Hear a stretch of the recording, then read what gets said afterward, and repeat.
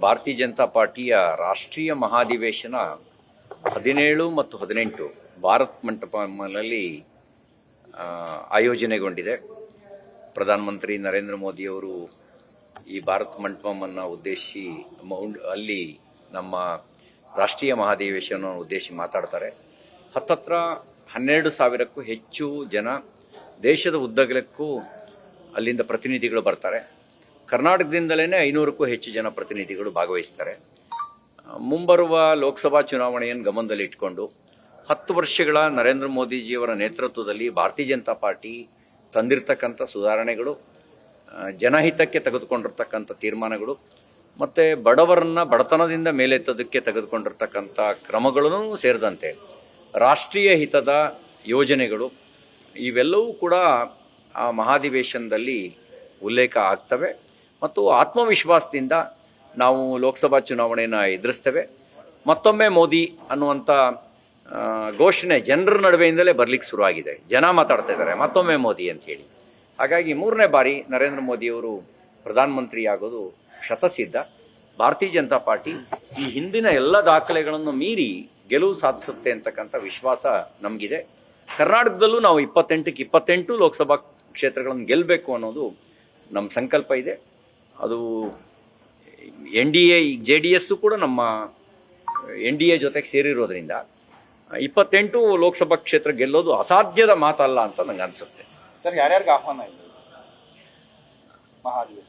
ರಾಷ್ಟ್ರೀಯ ಮಹಾಧಿವೇಶನದಲ್ಲಿ ಭಾರತೀಯ ಜನತಾ ಪಾರ್ಟಿಯ ರಾಷ್ಟ್ರೀಯ ಪದಾಧಿಕಾರಿಗಳು, ರಾಷ್ಟ್ರೀಯ ಕಾರ್ಯಕಾರಿಣಿ ಸದಸ್ಯರು, ರಾಷ್ಟ್ರೀಯ ಪರಿಷತ್ತಿನ ಸದಸ್ಯರು, ವಿವಿಧ ಮೋರ್ಚಾಗಳ ರಾಷ್ಟ್ರೀಯ ಪದಾಧಿಕಾರಿಗಳು, ಇದಲ್ಲದೆ ರಾಜ್ಯ ಮಟ್ಟದ ಪದಾಧಿಕಾರಿಗಳು, ಜಿಲ್ಲಾಧ್ಯಕ್ಷರು, ಪ್ರಧಾನ ಕಾರ್ಯದರ್ಶಿಗಳು, ಇದಲ್ಲದೆ ಚುನಾಯಿತ ಪ್ರತಿನಿಧಿಗಳಲ್ಲಿ ನಗರಸಭೆ ಅಧ್ಯಕ್ಷರು, ಉಪಾಧ್ಯಕ್ಷರು ಒಳಗೊಂಡಂತೆ ಭಾರತೀಯ ಜನತಾ ಪಾರ್ಟಿಯಿಂದ ಗೆದ್ದಿರ್ತಕ್ಕಂಥ ಅದರ ಮೇಲ್ಪಟ್ಟಂಥ ಮೇಯರು, ಡೆಪ್ಟಿ ಮೇಯರು, ಜಿಲ್ಲಾ ಪಂಚಾಯತ್, ತಾಲೂಕ್ ಪಂಚಾಯಿತಿ, ಹೀಗೆ ಚುನಾಯಿತ ಪ್ರತಿನಿಧಿಗಳನ್ನು ಕೂಡ ರಾಷ್ಟ್ರೀಯ ಮಹಾಧಿವೇಶನಕ್ಕೆ ಆಹ್ವಾನಿಸಿದ್ದಾರೆ.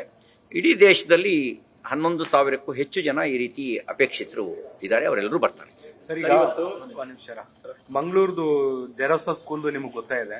ಈಗ ಆ ಟೀಚರು ಬಿಜೆಪಿ MLAಗಳ ವಿರುದ್ಧ ದೂರು ದಾಖಲಿಸಿದ್ದಾರೆ. ವೇದವ್ಯಾಸ್ ಕಾಮತ್, ಭರತ್ ಶೆಟ್ಟಿ, ಶರಣ್ ಪಂಪೇಲ್ ಸೇರಿ 5 ಮಂದಿ ವಿರುದ್ಧ FIR ಫೈಲ್ ಆಗಿದೆ. ದೂರು ದಾಖಲಿಸೋದಕ್ಕೆ ಅವರು ಸ್ವತಂತ್ರ ಇದ್ದಾರೆ. ಯಾರು ಬೇಕಾದ್ರೂ ದೂರು ಕೊಡ್ಬೋದು.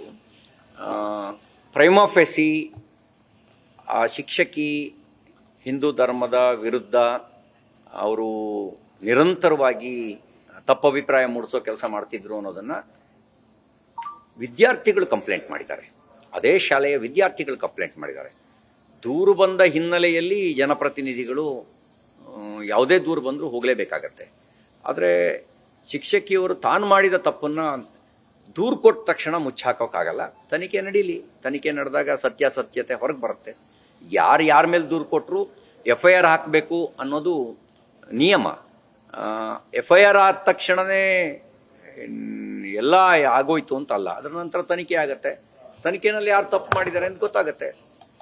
ಈಗ ಅವರಿಗೆ ಅವ್ರದೇ ಶಾಲೆಯ ಮಕ್ಕಳು ಕಂಪ್ಲೇಂಟ್ ಮಾಡ್ತಾರೆ ಅಂತ ಹೇಳಿದ್ರೆ ಅವರು ನಿತ್ಯ ಏನೇನು ಹಿಂದೂ ಧರ್ಮದಕ್ಕೆ ಸಂಬಂಧಪಟ್ಟಂತೆ ಅವರು ನೆಗೆಟಿವ್ ನೆರೇಟಿವ್ನ ಸೆಟ್ ಮಾಡೋ ಪ್ರಯತ್ನ ಮಾಡ್ತಿದ್ರು ಅನ್ನೋದೆಲ್ಲವನ್ನೂ ಕೂಡ ಮಕ್ಕಳು ಹೇಳಿರೋದು ನಾವು ಕೇಳಿದ್ದೇವೆ.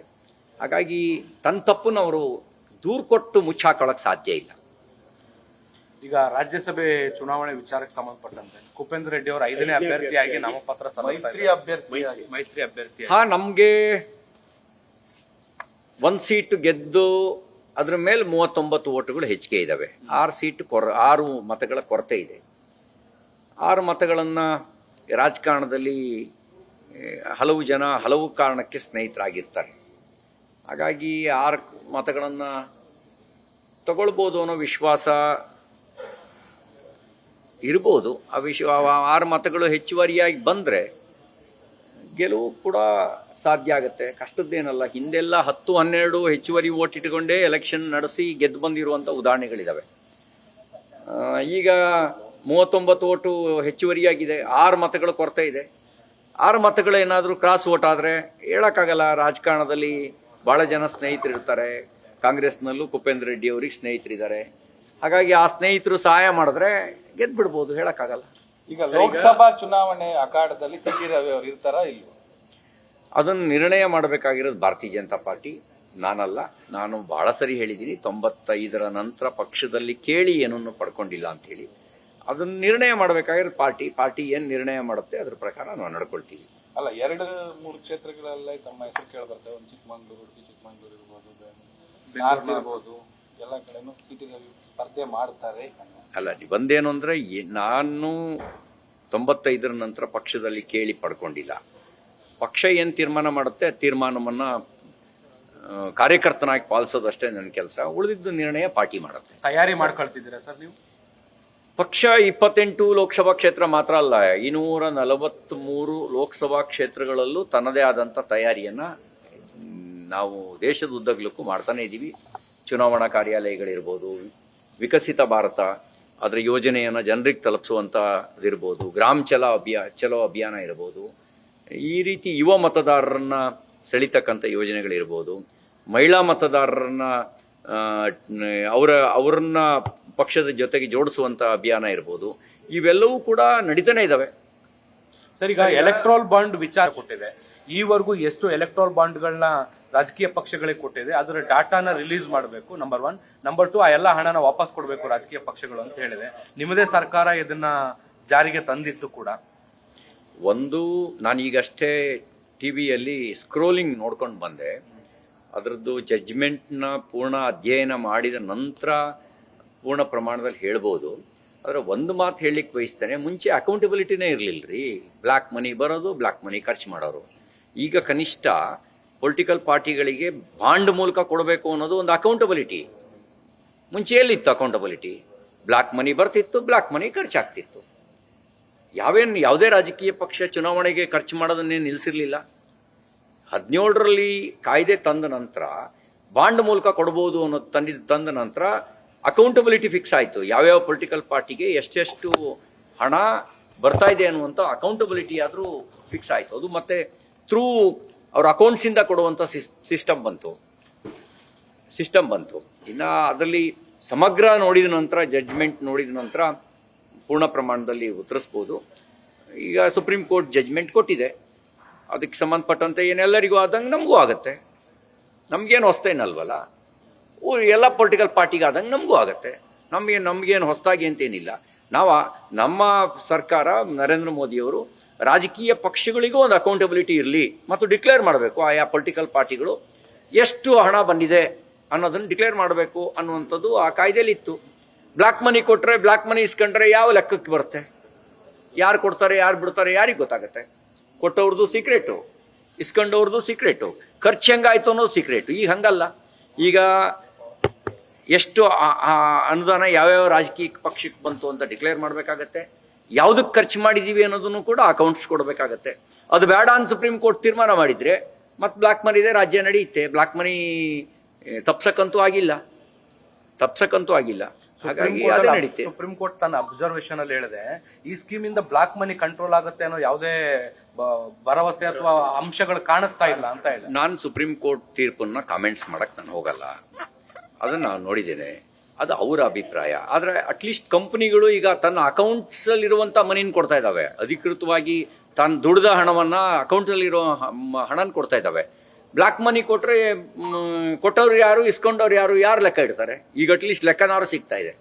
ಸುಪ್ರೀಂ ಕೋರ್ಟಿಗೆ ಲೆಕ್ಕನೂ ಬೇಡ ಅಂತ ಅವ್ರು ಅನ್ಕೊಂಡಿದ್ರೆ ಬ್ಲ್ಯಾಕ್ ಮನಿದೆ ಸಾಮ್ರಾಜ್ಯ ನಡೆಯುತ್ತೆ. ನನ್ನ ತೆರಿಗೆ ನನ್ನ ಹಕ್ಕು ಅನ್ನೋ ಅಭಿಯಾನವನ್ನ ಸರ್ಕಾರ ಆರಂಭಿಸಿದೆ. ಕಳೆದ ಒಂದು ವಾರದಿಂದ ಸೌಂಡ್ ಮಾಡ್ತಿದೆ. ನಾಳೆ ಇದೇ ಹೊತ್ತಲ್ಲಿ ಸಿದ್ದರಾಮಯ್ಯವರು ಬಜೆಟ್ ಮಂಡಿಸ್ತಾ ಇದ್ದಾರೆ. ಜನರಿಗೆ ಆ ಒಂದು ಹಕ್ಕು ಸಿಗುತ್ತಾ ನಾಳೆ ನಿರೀಕ್ಷೆ? ನೋಡಿ, ಒಂದೇನಂದ್ರೆ ಸಿದ್ದರಾಮಯ್ಯನವ್ರದ್ದು ರಾಜಕೀಯ ಪ್ರೇರಿತವಾಗಿರತಕ್ಕಂತ ಹೋರಾಟವನ್ನು ಅವರು ದೆಹಲಿನಲ್ಲಿ ಬಂದ್ ಮಾಡಿದ್ದು 2013 ಆಗಸ್ಟ್ ತಿಂಗಳಲ್ಲಿ ಕೇಂದ್ರದಲ್ಲಿ ಕಾಂಗ್ರೆಸ್ ಸರ್ಕಾರ, ರಾಜ್ಯದಲ್ಲಿ ಕಾಂಗ್ರೆಸ್ ಸರ್ಕಾರ ಇದ್ದಾಗ, ಅವತ್ತು 2013ನಲ್ಲಿ ಕೇಂದ್ರದಲ್ಲೂ ಕಾಂಗ್ರೆಸ್ ಸರ್ಕಾರ, ರಾಜ್ಯದಲ್ಲೂ ಕಾಂಗ್ರೆಸ್ ಸರ್ಕಾರ ಇದ್ದಾಗ reserve bank governor Raghuram Rajan ಅವರು 3.73ಗೆ ಇಳಿಸಿದ್ದು. ಅವತ್ತಿನಿಂದ ಇವತ್ತಿನವರೆಗೂ ಮೈಮರೆತು ಮಲಗಿದ್ದಂತ ಮಾನ್ಯ ಕಾಂಗ್ರೆಸ್ ನಾಯಕರುಗಳು, ಮಾನ್ಯ ಸಿದ್ದರಾಮಯ್ಯನವರು ಅವತ್ತು ಮೈ ಮರ್ತು ಅವರಿಗೆ. ಅವಾಗ ನೀವು ಯಾವ ಇಂಜೆಕ್ಷನ್ ಕೊಟ್ಟರು ತಾಗಲೇ ಇಲ್ಲ. ಈಗ ಎಲೆಕ್ಷನ್ ಬಂತಿದ್ದಂಗೆ ಎದ್ದು ಕುಣಿತಾವ್ರೆ. ಈ ನಮ್ಮ ಕಡೆ ಈ ಹಬ್ಬ ಬಂದಾಗ ಗಣಗಸ್ತಿ ಬಡಿತಾರೆ, ಗಣಗಸ್ತಿ ಬಡಿದಾಗ ಈ ಗಣಮೈ ಮೇಲೆ ಬರ್ತಾವೆ. ಹಂಗೆ ಈ ಎಲೆಕ್ಷನ್ ಬಂದಾಗ ಇವರಿಗೆ ಬಿಜೆಪಿ ಸರ್ಕಾರದ ಮೇಲೆ ಏನಾದ್ರು ಹೇಳಬೇಕು ಅನ್ನುವಂತ ಗಣಮೈ ಮೇಲೆ ಬಂದು ಕುಣಿತಾ ಇರೋದು. ನಿಜವಾಗ್ಲೂ ಅವರಿಗೆ ಕಾಳಜಿ ಇದ್ರೆ ಅವತ್ತು ಮನಮೋಹನ್ ಸಿಂಗ್ ಸರ್ಕಾರನ ಪ್ರಶ್ನೆ ಮಾಡ್ತಿದ್ರು, ಅವತ್ತು ರಘುರಾಮ್ ರಾಜನ್ ಅವರು ಪ್ರಶ್ನೆ ಮಾಡ್ತಿದ್ರು. ಅಂದ್ರೆ ಸತತವಾಗಿ 10 ವರ್ಷ ಇವರು ಕೋಮಾದಲ್ಲಿದ್ರ. 10 ವರ್ಷ ಕೋಮಾದಲ್ಲಿದ್ದು ಈಗ ಎಲೆಕ್ಷನ್ ಬಂದಿದೆ ಅಂತ ಗಣ ಕುಣಿತಾ ಇದ್ದಾರ. ಸ್ವಲ್ಪ ಚರ್ಚೆ ಒಂದು ನಾನು ಹೇಳ್ತೀನಿ, ನಮ್ಮ ಸರ್ಕಾರ ಇತ್ತಲ್ಲ, ನಮ್ಮ ಸರ್ಕಾರ 4,91,000 ಕೋಟಿ ರೂಪಾಯಿನ 10 ವರ್ಷದಲ್ಲಿ ಕೊಟ್ಟಿದೆ. ಮನಮೋಹನ್ ಸಿಂಗ್ ಅವರು ಕಾಂಗ್ರೆಸ್ ಸರ್ಕಾರ 10 ವರ್ಷದಲ್ಲಿ ಕೊಟ್ಟಿದ್ದು 1,42,000 ಕೋಟಿ. 1,42,000 ಕೋಟಿ ಮನಮೋಹನ್ ಸಿಂಗ್ ಅವರು. 4,91,000 ಕೋಟಿ ಅಂದ್ರೆ ತೆರಿಗೆ ಪಾಲು, ಅನುದಾನ, ಸಹಾಯಧನ ಇದಿಷ್ಟು ಸೇರಿ 4,92,000 ಕೋಟಿ. ನಾನು ಹೇಳಿದೆ ತೆರಿಗೆ ಸಂಗ್ರಹನ ಗ್ರೋತ್. ಹೌದು. ಅಂದ್ರೆ ಭಾರತೀಯ ಜನತಾ ಪಾರ್ಟಿ ಸರ್ಕಾರ ಬಂದ ಮೇಲೆ ಡೆವಲಪ್ಮೆಂಟ್ ಆಗಿದೆ. ತೆರಿಗೆ ಸಂಗ್ರಹ ಸುಮ್ಮನೆ ಆಗತ್ತಾ? ವಹಿವಾಟು ಜಾಸ್ತಿ ಆದ್ರೆ ಆಗತ್ತೆ. ತೆರಿಗೆ ಪದ್ಧತಿ ಬದಲಾಯಿತು, ತೆರಿಗೆ GST ಬಂತು, ತೆರಿಗೆ ಸಂಗ್ರಹ ಜಾಸ್ತಿ ಆಯ್ತು. ಅದು ಯಾರಿದ್ರು ಭಾರತೀಯ ಜನತಾ ಪಾರ್ಟಿ ಇದ್ರು ಆಗುತ್ತೆ, ಕಾಂಗ್ರೆಸ್ ಇದ್ರು ಆಗುತ್ತೆ, JDS ಸರ್ಕಾರ ಮಾಡಿದ್ರು ಆಗುತ್ತೆ. ಯಾಕಂದ್ರೆ ಒಂದು ವ್ಯವಸ್ಥೆ ಅದು ಸೃಷ್ಟಿ ಮಾಡಿದ್ಮೇಲೆ ಅದ ನಡ್ಕೊಂಡು ಹೋಗುತ್ತೆ. ನಿಮ್ಮ ಅಭಿಪ್ರಾಯ ಪೂರ್ಣ ಪ್ರಮಾಣದಲ್ಲಿ ನಾನು ಒಪ್ಪೋದಿಲ್ಲ. ಮುಂಚೆ 28% ತೆರಿಗೆ, ವಿವಿಧ ರೀತಿಯ ತೆರಿಗೆಗಳಿತ್ತು. ಅದನ್ನ ಮ್ಯಾಕ್ಸಿಮಮ್ 18%ಗೆ ತಂದು GST ತಂದ್ರು. GST ತಂದಿದ್ದನ್ನು ವಿರೋಧಿಸ್ತಿದ್ದವರಿಗೆ ಒಂದು ಅರ್ಥ ಆಗಿದೆ. GSTನ ವಿರೋಧಿಸಿ ರಾಜಕಾರಣ ಮಾಡಿದ್ರಲ್ಲ, GSTನ ವಿರೋಧಿಸಿ ಎತ್ತು ಕಟ್ಟಿದ್ರಲ್ಲ, ಆ ಜನ ಇವತ್ತು ಒಪ್ಕೊಳ್ಬೇಕು. GST ಕಾರಣಕ್ಕೆ ತೆರಿಗೆ ಜಾಸ್ತಿ ಆಯ್ತು ಅಂದ್ರೆ ಅವ್ರ ಸೋಲು ಅಂದ್ರೆ GSTನ ವಿರೋಧಿಸಿದವರ ಸೋಲು. ನಂಬರ್ 1. ಕರ್ನಾಟಕಕ್ಕೆ ಅನ್ಯಾಯ ಆಗಿದೆ ಅನ್ನೋದೇ ಒಂದು ಸುಳ್ಳಿನ ಕಂತೆ. ನೀವೀಗ ಸಿದ್ದರಾಮಯ್ಯನವ್ರನ್ನ ಸುಳ್ರಾಮಯ್ಯ ಅಂತ ಕರೆಯಕ್ಕೆ ಶುರುವಾಗಿದ್ದಾರೆ. ಹಿಂದೆ ವೀರಪ್ಪ ಮೊಯ್ಲಿ ಅವರ ಬಗ್ಗೆ ಹಂಗೆ ಹೇಳೋರು. ವೀರಪ್ಪ ಮೊಯ್ಲಿ ಬಾಯಿ ಬಿಟ್ಟರು ಸುಳ್ಳು ಹೇಳ್ತಾರೆ ಅಂತ ಹೇಳೋರು ವೀರಪ್ಪ ಮೊಯ್ಲಿ ಅವರು ಮುಖ್ಯಮಂತ್ರಿ ಆಗಿದ್ದಾಗ. ಈಗ ವೀರಪ್ಪ ಮೊಯ್ಲಿ ಅವರಿಗಿಂತ ನಾನೇನ್ ಕಡಿಮೆ ಅಂತ ಸಿದ್ದರಾಮಯ್ಯನವರು ತೋರ್ಸಕ್ ಕೊಟ್ಟಿದ್ದಾರೆ. ಯಾಕೆಂದ್ರೆ ನಾವು ಬಹಳ ಸ್ಪಷ್ಟವಾಗಿ ಹೇಳಿದ್ವಿ ನೋಡಿ, 4,92,000 ಕೋಟಿ ಇವ್ರು ಬಂದ ಮೇಲೆ ಕೊಟ್ಟಿದ್ದಾರೆ. 4,91,000 ಕೋಟಿ ಯಾರು ನರೇಂದ್ರ ಮೋದಿ ಅವರು ಬಂದ ಮೇಲೆ ಕರ್ನಾಟಕ ಕೊಟ್ಟಿದ್ದಾರೆ. ನಿಮ್ಮ ಮನಮೋಹನ್ ಸಿಂಗು ಎಕನಾಮಿಸ್ಟು, ಅವ್ರು ಪ್ರಧಾನ ಮಂತ್ರಿ ಆಗಿದ್ದಾಗ ಕರ್ನಾಟಕಕ್ಕೆ ಕೊಟ್ಟಿದ್ದು ಕೇವಲ 1,42,000 ಕೋಟಿ. ಅಂದ್ರೆ ಹತ್ತತ್ರ 3,49,000 ಕೋಟಿ ರೂಪಾಯಿ ಜಾಸ್ತಿ ಮೋದಿ ಅವರು ಕೊಟ್ಟಿದ್ದಾರೆ. ದುಶ್ಮನ್ ಹೆಂಗಾಗ್ತಾರೆ ಕರ್ನಾಟಕಕ್ಕೆ? ದುಶ್ಮನ್ ಇದ್ರೆ ಕಾಂಗ್ರೆಸ್ ದುಶ್ಮನ್. ಅವಾಗ ನೀವು ಯಾವ ಇಂಜೆಕ್ಷನ್ ಕೊಟ್ರು ಹೇಳ್ತಾನೆ ಇರಲ್ಲ ಸಿದ್ದರಾಮಯ್ಯನವರು. ನೀವು ಯಾವ ಇಂಜೆಕ್ಷನ್ ಕೊಟ್ರು ಕುಯ್ ಇಲ್ಲ ಕೈ ಇಲ್ಲ, ಮಾತಾಡ್ತಿರಲ್ಲ. ನೀವು ಮಕ್ಕಳು 5 ವರ್ಷ ಏನು ಇಂಥದೊಂದು ಇದೆ ಅನ್ನೋದು ಪ್ರಸ್ತಾಪನೆ ತರಲಿಲ್ಲ. 10 ವರ್ಷ ಹಿಂದಿದ್ಕು ಆಮೇಲೆ ಈಗಿರುವಂತ ಅಲ್ಲ, ನೀವು ಇದ್ರಲ್ಲ, ನೀವು 5 ವರ್ಷ ಯಾಕೆ ಪ್ರಸ್ತಾಪ ಮಾಡ್ಲಿಲ್ಲ? ನೀವು ಅಂದ್ರೆ ಕರ್ನಾಟಕಕ್ಕೆ ಸೆಂಟ್ರಲ್ ಅಲ್ಲಿ ಮೋದಿ ಸರ್ಕಾರ ಇದೆ ಅಂದ ಕಾರಣಕ್ಕೆ ಕರ್ನಾಟಕದ ಬಿಜೆಪಿ ಕರ್ನಾಟಕ ಹಣ ವಾಪಸ್ ಬರೋದು ಬೇಕಿಲ್ಲ. ಇಲ್ಲ, ಖಂಡಿತ ಹಂಗಿಲ್ಲ. ಮತ್ತೆ ನೋಡಿ, ಬೇರೆ ಇಂಜೆಕ್ಷನ್ ಬಗ್ಗೆ ಹೇಳ್ತೀರಿ, ನೀವು ಇಂಜೆಕ್ಷನ್ ನೋಡಿ, ಮಾದೇವಪ್ಪನವರು ನಿತಿನ್ ಗಡ್ಕರಿ ಅವ್ರನ್ನ ಹಾಡಿ ಹೋಗಲಿದಂತ ರೆಕಾರ್ಡ್ ನನ್ನ ಹತ್ರ ಇದೆ. ಅವ್ರು ಹೇಳಿದ್ದಾರೆ, ಅತಿ ಹೆಚ್ಚು ಕರ್ನಾಟಕಕ್ಕೆ ರಾಷ್ಟ್ರೀಯ ಹೆದ್ದಾರಿ ಕೊಟ್ಟಿದ್ದು ನಿತಿನ್ ಗಡ್ಕರಿ ಅವರು, ಬಿಜೆಪಿ ಸರ್ಕಾರ ಅಂತ ಅವರೇ ಹೊಗಳಿದ್ದಾರೆ. ಹಾಡಿ ಹೊಗಳಿರ್ಬೇಕಾದ್ರೆ ನಾವು ಅಂಕಿಅಂಶ ಇಟ್ಟು ಹೇಳಿದೀವಿ. ಮೋದಿ ಸರ್ಕಾರ ಕರ್ನಾಟಕಕ್ಕೆ ಅನ್ಯಾಯ ಮಾಡಿಲ್ಲ, ಅನ್ಯಾಯ ಮಾಡ್ತಾ ಇದೆ ಅನ್ನೋದು ನಿಮ್ ಸುಳ್ಳು. ಮತ್ತು ಎರಡನೇದು, ನೀತಿ ಆಯೋಗದ ಸಭೆಗೆ ಮತ್ತು GST ಕೌನ್ಸಿಲ್ಗೆ ಒಮ್ಮೆಯೂ ಹೋಗದಂತ ಮಾನ್ಯ ಮುಖ್ಯಮಂತ್ರಿ ಸಿದ್ದರಾಮಯ್ಯನವರು ಹೇಗೆ ಹೊರಗಡೆ ಪ್ರಶ್ನೆ ಮಾಡ್ತಾರೆ? ಅಂದ್ರೆ ನಿಮ್ಮಲ್ಲಿ ಹೇಗೆ ಪ್ರಶ್ನೆ ಮಾಡ್ತಾರೆ? ಯಡಿಯೂರಪ್ಪನವರು ಸಿಎಂ ಆಗಿದ್ರಲ್ಲ, ಎಷ್ಟು ಸರಿ ಹೋಗಿದ್ರು?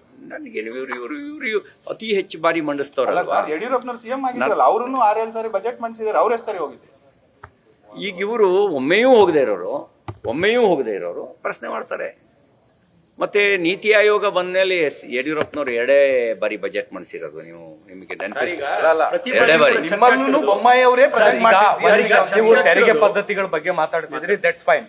ಭದ್ರಾ ಮೇಲ್ದಂಡೆ ಯೋಜನೆಗೆ ಬಜೆಟ್ ಅಲ್ಲಿ 5,300 ಕೋಟಿ ಏನೋ ಕೊಡ್ತೀವಿ ಅಂತ ಹೇಳಿದ್ರು. ಅದನ್ನ ಘೋಷಣೆ ಮಾಡಿದ್ದಷ್ಟೇ, ಈವರೆಗೂ ₹1 ಅದ್ರ ಮೇಲೆ ರಿಲೀಸ್ ಮಾಡಿಲ್ಲ.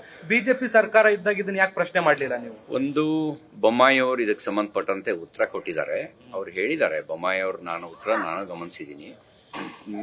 ಕೇಂದ್ರ ಏನ್ ಕೊಡುತ್ತೆ ಅದಕ್ಕೆ ಈಕ್ವಲೆಂಟ್ ಆಗಿ ಅನುದಾನವನ್ನ ರಾಜ್ಯವು ಬಿಡುಗಡೆ ಮಾಡಬೇಕು. ನೀವು ಬಿಡುಗಡೆ ಎಷ್ಟು ಮಾಡಿದ್ರಿ ಹೇಳ್ರಿ ಅಂತ ಪ್ರಶ್ನೆ ಕೇಳಿದಾಗ ಒಬ್ರು ಉತ್ತರ ಕೊಡ್ಲಿಲ್ಲ, ನಿರುತ್ತರರಾದ್ರು ಕಾಂಗ್ರೆಸ್ಸಿಗರು. ಸರ್ ನಿಮ್ ಹೇಳ್ತಾರ ಟರ್ಮಲ್ ಘೋಷಣೆ ಆಗಿದ್ದು ನೀವ್ ಎಷ್ಟು ಬಿಡುಗಡೆ ನಮ್ಗೆ ಮಾಡಿದ್ರಿ? ಎಲೆಕ್ಷನ್ ಬಂದ್ಬಿಡ್ತಲ್ಲ. ಅಲ್ಲ, ಅವಾಗ ನಿಮ್ಗೆ ಇವರು ಬಜೆಟ್ ನಲ್ಲಿ ಘೋಷಣೆ ಮಾಡಿದ್ರು, ನಮಗೂ ಎಲೆಕ್ಷನ್ ಬಂತು. ಅದಾದ ನಂತರ ಅಧಿಕಾರಕ್ಕೆ ಬಂದಿದ್ದು ಕಾಂಗ್ರೆಸ್. ನಾವು ಅಧಿಕಾರಕ್ಕೆ ಬರಲಿಲ್ಲ, ಅವರೇ ಕಾಂಗ್ರೆಸ್ ಬಂದಿದ್ದು ಅಧಿಕಾರಕ್ಕೆ. ಒಂದೇನು ಅಂದ್ರೆ ತೆರಿಗೆಯಲ್ಲಿ ಅನ್ಯಾಯ ಆಗಿದೆ ಅನ್ನೋದು ಸುಳ್ಳು.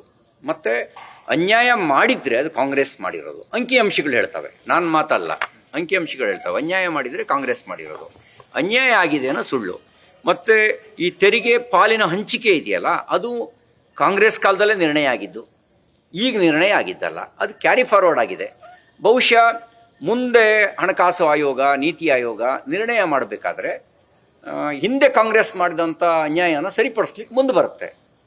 ಇವರು ಯಾವಾಗ ಅಡ್ವೊಕೇಟ್ ಮಾಡಬೇಕಿತ್ತು, ಯಾವಾಗ ತನ್ನ ವಿರೋಧವನ್ನು ದಾಖಲಿಸ್ಬೇಕಾಗಿತ್ತು, ಆವಾಗ ದಾಖಲಿಸ್ಲಿಲ್ಲ. ಯಾಕೆ ದಾಖಲಿಸ್ಲಿಲ್ಲ ಅಂದ್ರೆ ಇವರಿಗೆ ಈಗ ಹೇಳ್ತಾರಲ್ಲ, ದಮ್ಮೇ ಇಲ್ಲ, ಗಂಡಸ್ತನನೇ ಇಲ್ಲ ಅಂತಾರಲ್ಲ. ಅವಾಗೆಲ್ಲ ಏನಾಗಿತ್ತು ಇವ್ರಿಗೆ ಹೇಳ್ತಾರೆ, ನಮ್ಮ ಮೇಲೆ ಆರೋಪ ಮಾಡ್ತಾರಲ್ಲ, ದಮ್ಮೇ ಇಲ್ಲ. ದಮ್ಮೇನಾಗಿತ್ತು? ಈಗ ಯಾರು ಇಂಜೆಕ್ಷನ್ ಕೊಟ್ಟಿದ್ದಾರಾ? ಇಂಜೆಕ್ಷನ್ ಕೊಟ್ಟ ಮೇಲೆ ದಮ್ ಬಂತ? ಅಥವಾ ಎಲೆಕ್ಷನ್ ಬಂದು ಅಂತ ದಮ್ ಬಂತ? ಎಲೆಕ್ಷನ್ ಬಂದಾಗ ಗಣಗಸ್ತಿ ಕುಣಿತಾರಲ್ಲ, ಹಂಗೆ ನಿಮಗೆ ಬೇರೆ ಬೇರೆ ಬೇರೆ ಬೇರೆ ಮೈ ಮೇಲೆ ಬರಕ್ ಶುರು ಆಗಿದಾವ? ಸರ್ ಈಗ ಬಿಜೆಪಿಲಿ ಒಂದ್ ಮೇಯರ್ ಸೀಟ್ 1 ಕೋಟಿ ರೂಪಾಯಿ ಕೊಟ್ಟರೆ ಒಂದ್ ಮೇಯರ್ ಸೀಟ್ ಸಿಗುತ್ತೆ ಅಂತ ಆರ್ ಅಶೋಕ್ ಅವರಿಗೆ ನಾವು 1 ಕೋಟಿ ಕೊಟ್ಟಿದ್ದೆ ಅಂತ ಪದ್ಮರಾಜ್ ಅವರು ಹೇಳಿದ್ದಾರೆ. ಆರೋಪನ ನೇರವಾಗಿ ಮಾಧ್ಯಮಗಳ ಮುಂದೆ ಮಾಡಿದ್ದಾರೆ. ಅದೇನು ಕದ್ದು ಮುಚ್ಚಿ ಹೇಳಿದ್ದಲ್ಲ. 13 ವರ್ಷದ ನಂತರ ಅವರು ಆರೋಪ ಮಾಡಿದ್ದಾರೆ. ಅದರಲ್ಲಿ ಎಷ್ಟು ಸುಳ್ಳಿದೆಯೋ, ಎಷ್ಟು ಸತ್ಯ ಇದೆಯೋ ನಾನು ಹೇಳಕ್ ಸಾಧ್ಯ ಇಲ್ಲ. ಯಾಕೆಂದ್ರೆ ಅವರು ಆರೋಪ ಮಾಡಿರೋದು ಅವರ 6 ವರ್ಷಕ್ಕೆ ಅವ್ರ ಮೇಲೆ 13 ವರ್ಷದ ಮೇಲೆ ಮಾಡಿದ್ದಾರೆ. 13 ವರ್ಷದ ನಂತರ ಆರೋಪ ಮಾಡಿರೋದ್ರ ಸತ್ಯಾಸತ್ಯತೆ ಬಗ್ಗೆ ಸ್ವಾಭಾವಿಕವಾಗಿ ಒಂದು ಅನುಮಾನ ಬರುತ್ತೆ. ಅಷ್ಟು ಪ್ರಾಮಾಣಿಕವಾಗಿದ್ದಿದ್ರೆ ಅವ್ರು ಅವತ್ತೇ ಆರೋಪ ಮಾಡೋರು. ಎರಡನೇದು, ದುಡ್ಡು ಕೊಟ್ಟು ಮೇಯರ್ ಆಗ್ತೀನಿ ಅಂತ ಅವ್ರು ಅನ್ಕೊಂಡಿದ್ದೇ ತಪ್ಪು. ಯಾಕೆಂದ್ರೆ ನಿರ್ಣಯನ ನಮ್ಮ ಪಾರ್ಟಿಯಲ್ಲಿ ಒಬ್ಬರೇ ತಗೊಳ್ಳಲ್ಲ. ಹಂಗೆ ತಗೊಳ್ಳದೇ ಇದ್ದಾಗ ಹಂಗೆ ದುಡ್ಡು ಕೊಟ್ಟು ಆಗ್ಬೋದು ಅಂತ ಅನ್ಕೊಂಡಿದ್ದು ಅವ್ರ ತಪ್ಪು. ಹಂಗೆ ದುಡ್ಡು ಕೊಟ್ಟು ಆಗ್ಬೋದು ಅನ್ನುವಂಥ ಒಂದು ಪ್ರಾಮಾಣಿಕತೆ ಬಗ್ಗೆ ನಾವು ನೀವು ಹೆಂಗೆ ಸಾರಾಸಕ್ಟಾಗಿ ಅದನ್ನ 100% ಒಪ್ಕೊಳಕ್ಕಾಗತ್ತೆ? ಹಾಗಾಗಿ 13 ವರ್ಷದ ನಂತರ ಹೇಳ್ತಿದ್ದಾರೆ. ಇದ್ರ ಬಗ್ಗೆ ನನಗೇನು, ನಾನು ಮಾಧ್ಯಮದಲ್ಲಷ್ಟೇ ನೋಡಿದ್ದೀನಿ. ನ್ಯೂಸ್ ಫಸ್ಟ್ ನಿರ್ಭೀತಿಯಿಂದ ನಿಮ್ಮ ಪರವಾಗಿ.